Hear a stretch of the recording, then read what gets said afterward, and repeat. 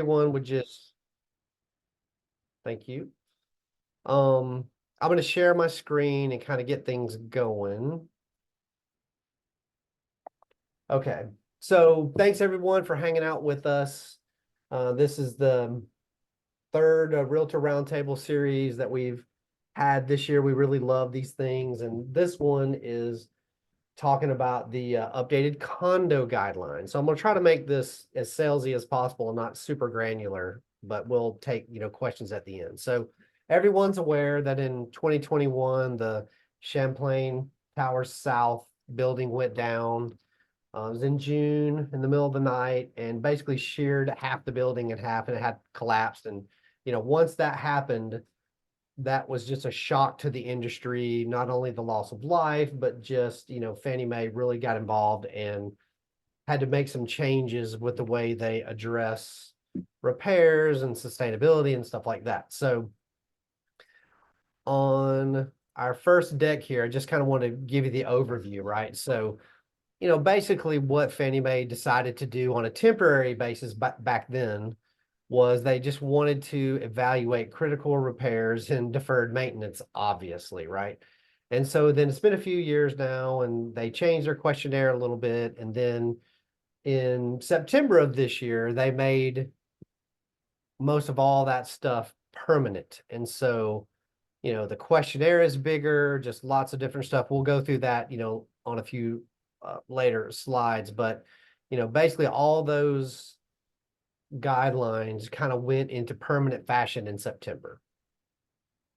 So, as a realtor, what does that mean? Well, the big picture is that, it's the lender's job to basically make a determination on the products or on the project's condition and their sustainability, basically in two main areas. And those are structurally, and then of course, like everyone's used to, financially, right? And so sometimes, depending on, this is like the crux for the day, depending on how the HOA answers the questions, sometimes we have to do a deeper dive, and we call it, sometimes you have to go down the rabbit hole and get lots of different pieces of documentation to try to figure out what's going on with the maintenance and assessments and all kind of stuff like that.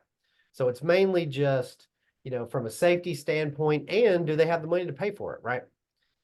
So as a realtor, what do you guys need to be prepared for, right? What do you need to be asking? So I cannot stress this enough. I won't blow up the slide. I thought I was going to do that, but I won't do that since we got a lot of people on the call. But basically, number one, if you are a listing agent or if you are a buyer's agent and you have a condo that you're going after or you're listing, the number one thing that you need to figure out right away is, has there been any inspections performed in this building in the past 3 years? Not 2 years, not 1 year, 3 years. And if so, we need to have a copy of it, or the lender needs to have a copy of it. And they don't need to have a copy of it a week before closing. They need to have a copy of it right now. It's a big issue. We'll kind of circle back to that at the end when we talk about the questionnaire, but we need to have some documents if there's been some repairs done and that kind of thing. But secondly, are there any scheduled repairs or assessments that are currently set or scheduled or in the process at this building? Okay, so questions you kind of need to be asking if you think there are.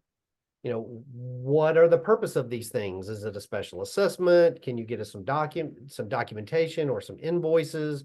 Provide us proof that it's in the budget or that it's funded, or how's this going to shake down? And then lastly, what's the status of all these repairs? If you have some, are they completed? Are they in process? Do you know how you're going to pay for them? Do they not know? It's just a big deal now to try to figure that stuff out. So you just really need to be aware, because if there's, we'll talk about this on the next slide, but if there's what they call a critical repair in process, but they don't really know how they're going to pay for it, it's not in the budget, I mean, it's just a no-go. Also, if there's a critical repair and it is funded, but it's not done, that could give us major problems as well. So kind of in that fashion there, whoops, what the heck does a critical repair mean? I mean, this is not an all-encompassing list, but basically it's all the scary stuff like mold. We know that's a trigger term. water intrusion, roof leaks, stairwells, balconies, foundation repairs, electrical stuff, parking structures. In that Champlain Tower, one of the big deals was the pool deck. They had a big, issue about that, and just basically any other load bearing structures, right? So, one thing we want to talk about is that these are not routine repairs. Like, if you got a small roof leak or something, that's not necessarily what we're talking about. We want to know about that, but we're talking about critical repairs. So there may be a few other things, but that's a pretty encompassing list there. And once we go down that road, how do we figure out all that stuff? Well, here's kind of a list of some of the rabbit hole, what we call rabbit hole documentation that may pop up. Like, we may have to look at the meeting minutes from the HOA board, which is a real, scary thing, because they talk about all kinds of crazy stuff in the board meeting. Engineer reports, of course, like we said earlier, any structural mechanical inspection stuff, reserve studies, any list of repairs that the HOA or the management company knows that they need to do, any special assessments. Special assessments really isn't that new, but